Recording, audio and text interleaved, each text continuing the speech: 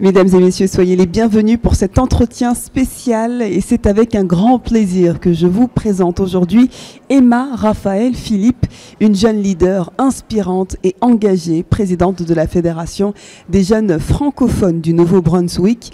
Emma Raphaël incarne une nouvelle génération de leaders francophones qui s'efforcent de promouvoir la langue française et la culture francophone tout en défendant les intérêts et les aspirations bien sûr de la jeunesse.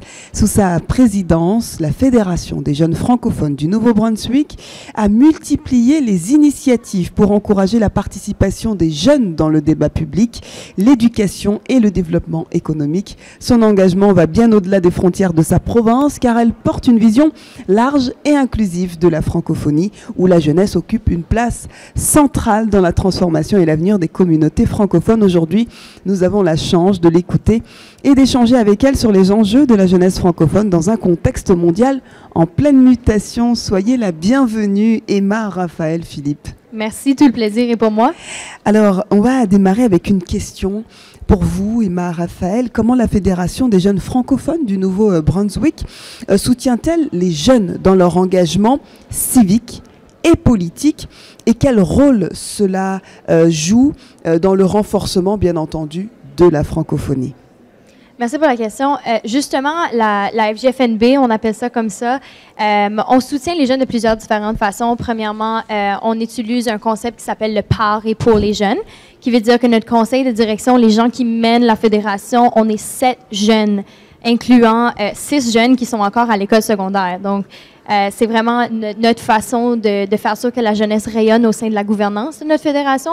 Puis par la suite, on a l'opportunité de faire 4 événements minimum par année où on encourage la jeunesse de venir nous retrouver dans une école pendant une pleine fin de semaine et on discute justement des enjeux jeunesse, de ce qui sont leurs priorités, de quels sujets ils ont besoin d'aborder avec nous pour ensuite s'asseoir à la table des leaders, s'asseoir au gouvernement puis dire « Bonjour, voici ce que la jeunesse veut, on vient d'en parler cette fin de semaine ».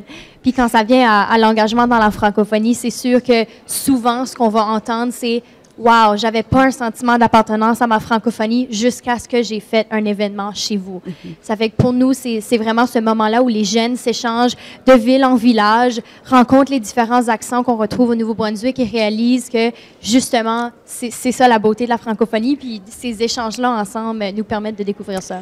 Et quels sont justement, selon vous, les principaux défis que rencontrent les jeunes francophones au Nouveau-Brunswick et plus largement peut-être au sein même de l'espace francophone?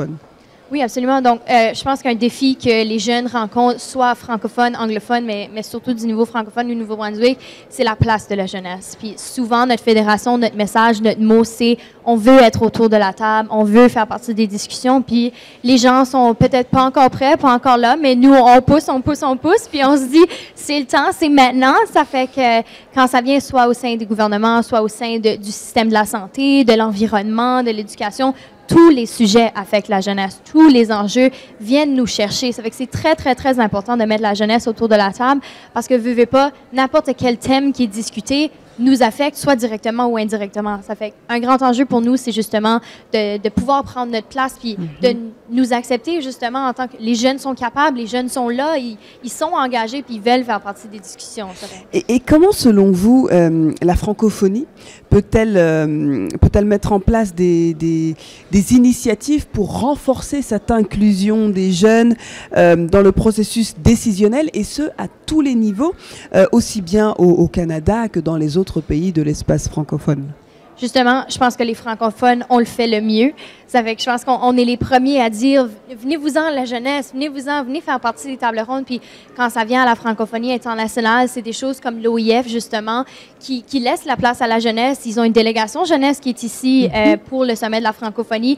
Mais je pense qu'il ne faut pas oublier que la jeunesse, c'est pas juste 19 à 35 ans maintenant. La jeunesse engagée commence à 14, à 15, à 16 ans. Ça fait que je pense que quand ça vient à des initiatives qu'on veut voir pour la francophonie, pour laisser plus place aux jeunes, c'est vraiment des choses comme le sommet de la francophonie ou même des engagements au sein des écoles, au sein des communautés pour faire sûr que la jeunesse est entendue, mais pas juste entendu, mais compris, reçu. Puis je pense que les francophones, on a cette capacité de faire ça. La minute qu'on entend quelqu'un qui parle français, on dit « Ah, c'est de la famille ». Puis je pense que, surtout quand ça vient à la jeunesse, les gens sont prêts à nous écouter, mais à voir s'ils ont compris ce qu'on a dit. C'est deux différentes choses. Et vous, vous avez 19 ans. Pourquoi avoir fait le choix justement de vous engager pleinement dans cette jeunesse décisionnelle au Canada? Donc, pour moi, ça fait 7 ans maintenant que je fais partie de la Fédération, puis c'est ma 4e année au sein du conseil de direction de la Fédération, puis tout a commencé pour moi quand j'avais 14 ans, puis j'ai vécu un premier événement avec ma Fédération, puis c'est là que j'ai compris l'importance de ma langue et l'importance de garder ma langue, et surtout dans ma province, au Nouveau-Brunswick, qui est la seule province officiellement bilingue du Canada. Ça fait qui est souvent, on est dans des minorités francophones. Ça fait c'est faire des événements comme ça, c'est m'engager qui a fait que j'ai réalisé l'importance de ma langue et la survie de cette langue qui est si importante, la francophonie. Ça fait que c'est m'engager la première fois, faire le premier pas est difficile, mais dès qu'on fait le premier pas, tous les portes s'ouvrent pour nous. Puis c'est vraiment important. J'encourage tout le monde de s'engager d'une façon ou d'une autre. Une dernière question. Quels sont vos espoirs pour l'avenir de la jeunesse francophone et comment voyez-vous son rôle primordial dans la transformation de la francophonie au cours des 10 prochaines années, disons? Mais en fait, je pense que les 2 dernières entrevues que vous avez faites sont des exemples parfaits de à quel point les femmes, la francophonie, la jeunesse, tout peut venir avoir rapport, d'y prendre sa place. Puis je pense que la jeunesse, dans les prochaines années, mes souhaits, c'est de voir qu'ils sont à part égale. Puis je pense que dans les discussions, souvent, on dit « Ah, on va inviter un jeune, on va prendre une photo, ça va être super, on a parlé à la jeunesse. » Mais la jeunesse est à part égale, on a des opinions à part égale, puis on a quelque chose à dire. Ça fait que pour moi, dans les prochains 10 ans, j'aimerais voir justement que la jeunesse qui est engagée puisse être acceptée au sein de ces organismes, ces gouvernements, comme l'a si bien fait l'OIF en m'invitant au sommet. D'ailleurs, j'en suis très, très reconnaissante. Ça fait que c'est des opportunités comme ça qu'il faut continuer à créer pour justement que la jeunesse puisse prendre sa place dans les prochaines 10 années. Merci infiniment, Emma Raphaël Philippe.